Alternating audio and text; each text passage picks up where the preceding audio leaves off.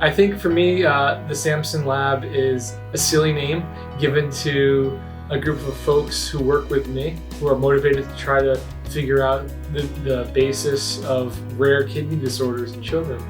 And we try to do that using genomics, study the entire genome of patients. And we hope to map the genetic basis in our lab to find better understanding of precisely what goes wrong in patients with nephrotic syndrome, because I think if we could figure out what's wrong on a molecular level, then we could design better diagnostic tests and also better treatments.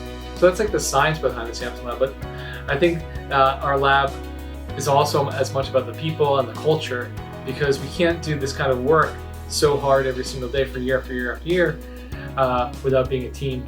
So I think our lab is a group of individuals who take our work seriously, but we don't necessarily take ourselves too seriously.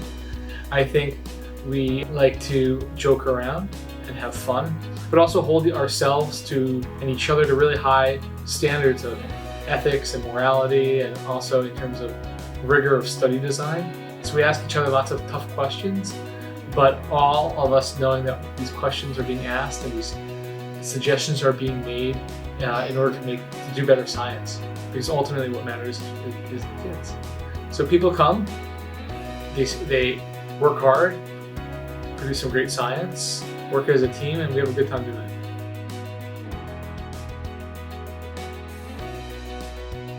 it. So why did I decide to create this lab? Well, it was born out of this burning feeling, like my head and my heart, that kids with nephrotic syndrome get really sick and we don't have great therapies, we don't have great understanding, but genetics had been used for cancer, for inflammatory bowel disease, for asthma, for other rare conditions. And I just had this belief based on reading and talks I went to that a genetic approach to nephrotic syndrome could maybe make a big impact on these children.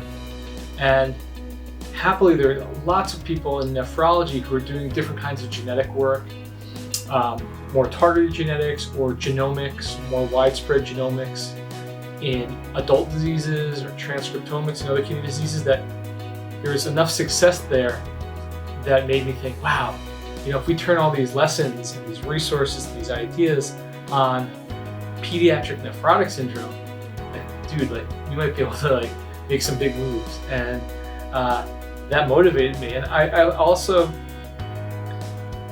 felt like I had a very clear vision of what steps could be taken to contribute to helping. I didn't think I had the only answer. I think there are lots of great PIs and leaders in labs around the country and world. But I had an opportunity to start a group myself after being mentored by a great mentor at Michigan, Matthias Kretzler, University of Michigan. And but then the opportunity came to kind of take it in a different direction, very PEDS focused, and it's been totally great.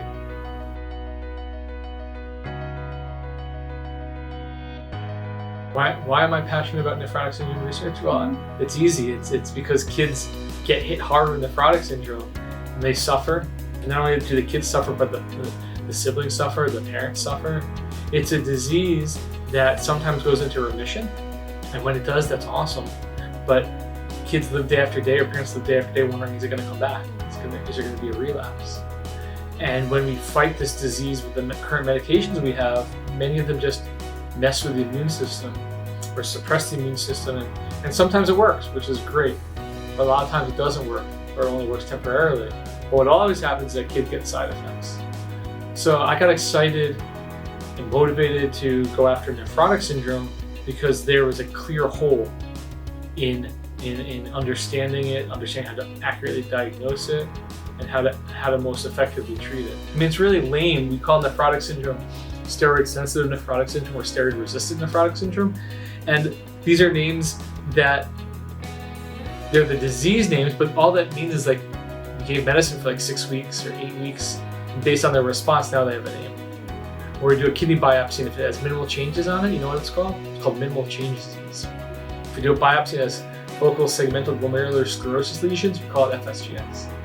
In the 21st century, there's been this advancement in computation and sequencing technology, and a decrease in costs, and the improvement in statistical methods that have all converged to give us the opportunity to make moves and advances in nephrotic syndrome using genomics that we didn't have before. So it's exciting, it's super duper great, and to be a part of it and to help drive it is really fun.